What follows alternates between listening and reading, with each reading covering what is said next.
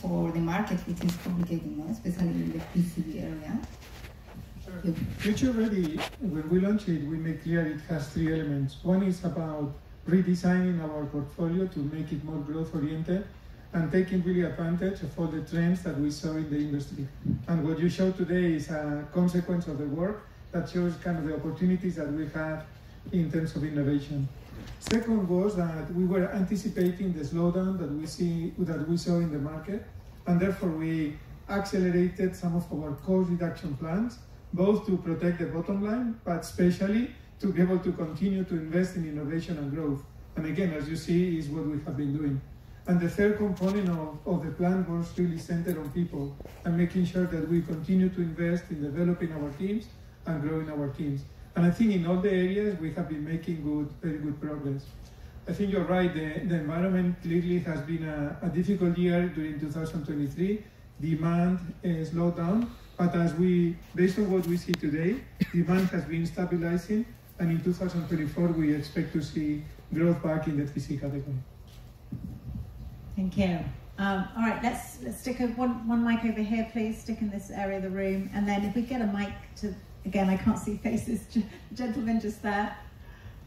Hi, I apologize. I'm Lynn from IDC. I actually have two questions for Alex. The first is, we've heard a lot from Microsoft about the AI updates that are coming down the pipeline next year. We've heard from the Silicon guys about the work they're doing, enabling that work. Where and how are the OEMs going to compete in terms of the AI PC space, or differentiate from each other, I should say?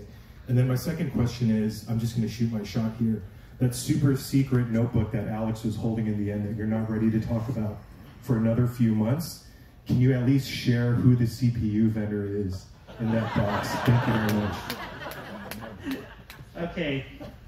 And also, I don't think he knew that I would have something ready. So let me first start. We are working across, you talked about Silicon and OS players. We're working with all of them right now. And what's important is, increasingly, these are really designed all together. And that's a very important change and inflection point. You need all the layers of this, called the stack, working together, from software, OS, applications, all the management layers, all of that needs to work together. Secondly, I would say that's where we think we can uniquely differentiate, because guess what? If security was an issue on existing environments for PCs today, security would be even more important. And a more secure PC is going to give you a more secure AI experience. Our innovation, our leadership around security, we have the world's most secure PC with unique engineering capabilities that we have.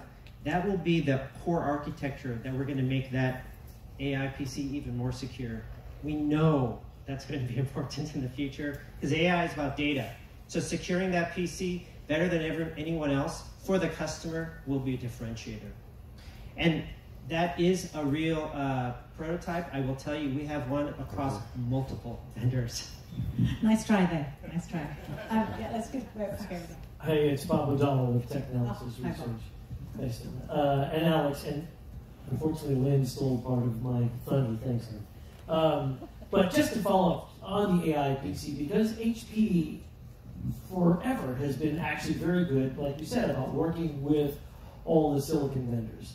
I think the challenge is the fact that as we've been hearing what they've been starting to say, they're all kind of approaching it very differently, which means if you're HPC and you have an AMD-based solution, a Qualcomm-based solution, and an Intel-based solution, all of which are theoretically AI PCs, how are you going to reconcile some of those differences between them? Because I think that's going to be, everybody's trying to get their unique position, and it's not clear how the OEMs, to follow up on Lynn's question, are going to be able to differentiate. And does it come down to things perhaps like bundling certain software with it, that runs on your particular system? Now, just if you can dive a little bit further, that'd be great. Yeah, Bob, great question. One thing that I will tell you, the total addressable market, and this is not to talk about PC unit TAM, but the total addressable market for these devices is vast. It's the entire world.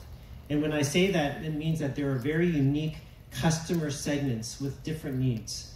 And so when I say that we are not just taking things and horizontally putting them together, but really building a curated PC stack with software, OS, silicon.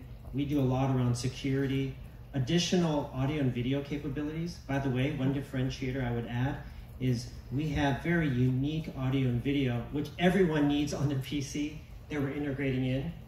That allows us to deliver unique solutions with unique partners based on customer segments because they have different needs. And increasingly in the future, you're just going to see the power of the scale of our business, the engineering strength, security, and customer insights so that we can deliver solutions segmented for them. And we will work with the right type of providers to do that.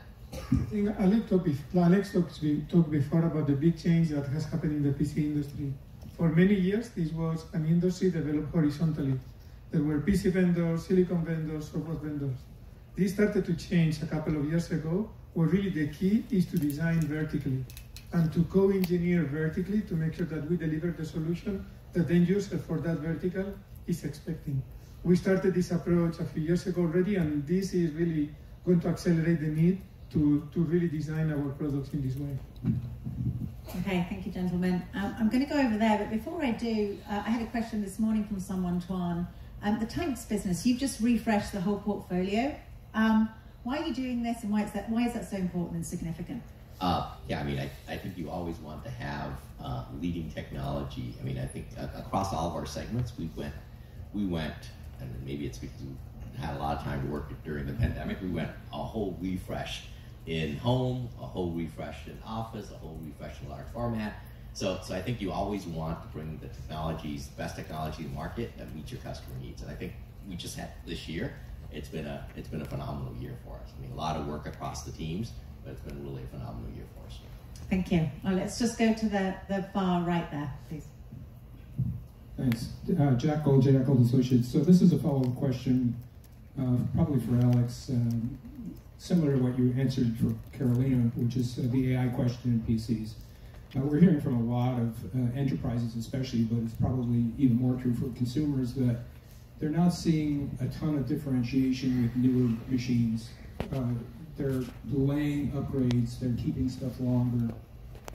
In an enterprise space, clearly there's benefit for AI. It probably is going to be much for consumers as well, but it really is oriented more around applications than what I'm actually doing. So I guess the broader question is, how do you convince people once the new AI systems come out that it's really time to upgrade?